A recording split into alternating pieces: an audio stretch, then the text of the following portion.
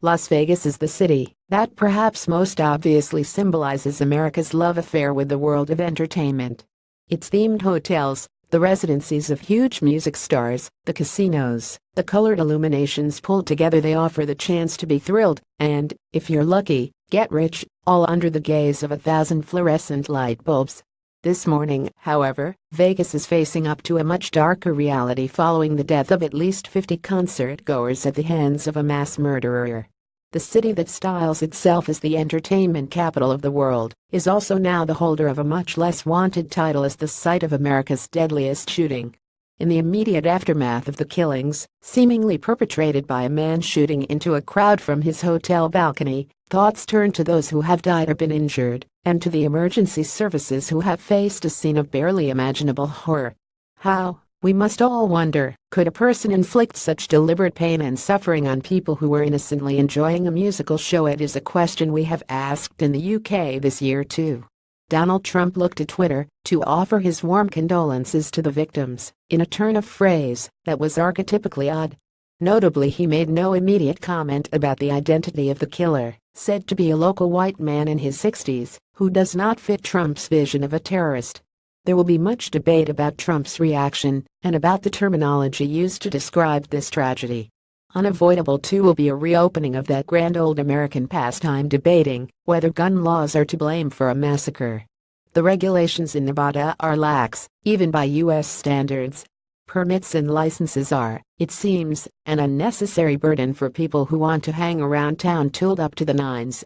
State law makes no particular reference to automatic weapons of the sort which appear to have been used in this incident, although federal legislation prohibits the possession of fully automatic weapons unless they were registered before 1986. In some ways, though, the legal minutiae can be a distraction. The basic facts are that gun homicides in America run into the thousands every year, more than 12,000 in 2015, up markedly on the previous year.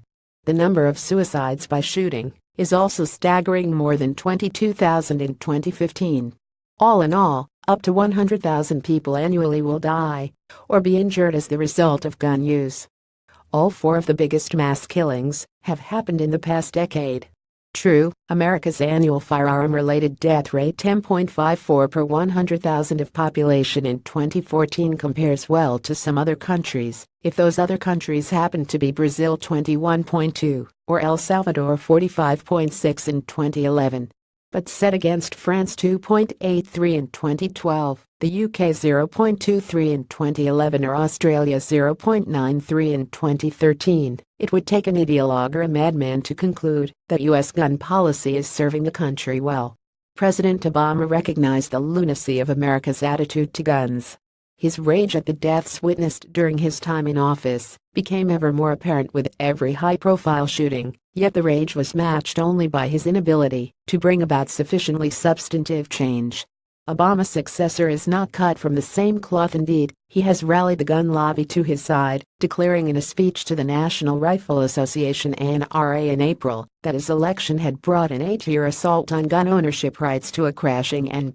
He has regularly trotted out the line beloved of those who support the right to bear arms, that if more people carried weapons there would be more good guys around to head off the bad guys when they strike. It is intellectual gibberish of the highest order. The other favorite mantra of the NRA and its fans is that it isn't guns that killed, it's humans, which would be laughable for its disingenuousness if the consequences weren't so severe. 50 people in Las Vegas would not be dead if a man had thrown punches or rocks from his hotel room instead of firing a machine gun. Bereaved families would not have to wonder if their loved ones died in excruciating pain from wounds inflicted by bullets. Emergency services would not be dealing with a shortage of blood supplies with which to treat the injured. Trump will doubtless tell the world that this incident was the act of a lone wolf, perhaps a man who was mentally unstable. Maybe we will find out that the killer had access to an unlawful weapon.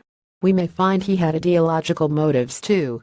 Trump will find excuses to avoid pinning responsibility on the U.S.'s constitutional attachment to deadly firearms.